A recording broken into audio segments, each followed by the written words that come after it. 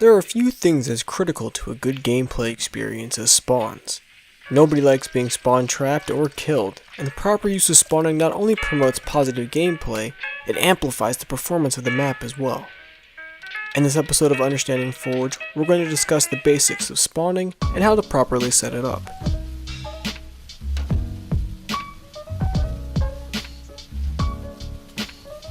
For today's lesson, I prepared a small, asymmetrical 3-tier layout. It was done in about 20 minutes, just so I could demonstrate in a real environment some of the concepts we'll be talking about today. First, we'll take a short stroll through the map. You want to take note of the placement of the power weapons about the map and routes used to reach said power weapons. This is critical to determining where our initial spawns will be placed. Initial spawns are one-time use spawns that decide where players will spawn at the start of each match.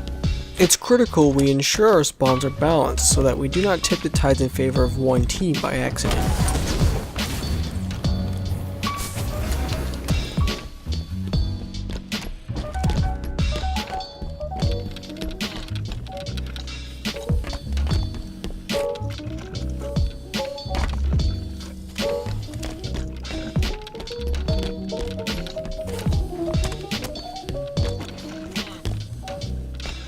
Now that we've surveyed the map, let's create our initial spawns.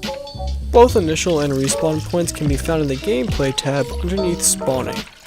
Let's grab an initial.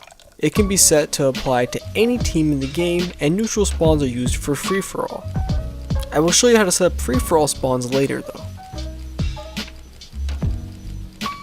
Let's take a quick peek at an aerial view of the map. We want to place our initials a fair distance from the power weapons.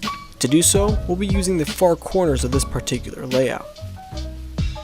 We want to arrange our initial spawns in such a way where players can clearly see they have access to multiple routes. Now this is a bit of a struggle with this map since the possible routes are not as obvious on Red's side. Using angles here, we can get the players to both clamber this ledge and use the entrance to the undersection of the map. Additionally, their eyes will be drawn to both weapon pads, influencing their movements as well.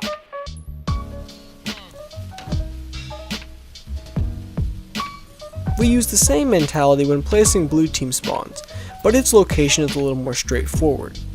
As you see here, blue team's initial view is pretty open and highlights multiple routes fairly easily. Red team, while a bit more constrictive, offers a slight height advantage over blue team and also offers quicker access to the highest point of the map as well. This is an example of asymmetrical balancing, or checks and balances between stuff on an asymmetrical map. Give for this, take for that. If you want a 4v4 map to support FFA as well, simply use a neutral initial spawn point with its order set to 1 instead of 0. Now, when doing respawn points, we want to keep two very important things in mind. First, we always want our respawns to point towards the middle of the map. It doesn't have to be the perfect center, just the general direction of it. Next, we want to make sure that we spread spawns as evenly as possible. While we set that up, I'll show you how to do a running start like in Breakout. The final option of either spawn point type is running start. When you alter the distance, the game will display how far the player will be forced to run before being given control of their Spartan. The transition ratio will show the point at which the camera will change from third person to first person. Adjust these settings to your content, but do not ever apply a running start to a respawn. You can get into a glitch that forces the player to run forever. We're finishing up our respawn placement. Here are a couple more rules to keep in mind. Try to keep your respawns out of the center of your map. Spawning in the middle can be both disorienting and can result in deaths shortly after spawning. You also want to have more respawns than you have players. My rule of thumb at a bare minimum is at least twice as many respawns as you have initials. On this map, with 8 initial spawns, I set up 16 respawns. Never be afraid to do more, but always be aware of whether or not your spawns are balanced across the map like we talked about earlier. Be sure to test your spawns thoroughly. As the Forger, you only have so much control over the system inherent in Halo 5, and testing is integral to finding out what works and what doesn't.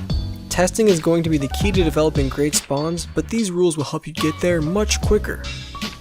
That does it for this episode, quick and easy.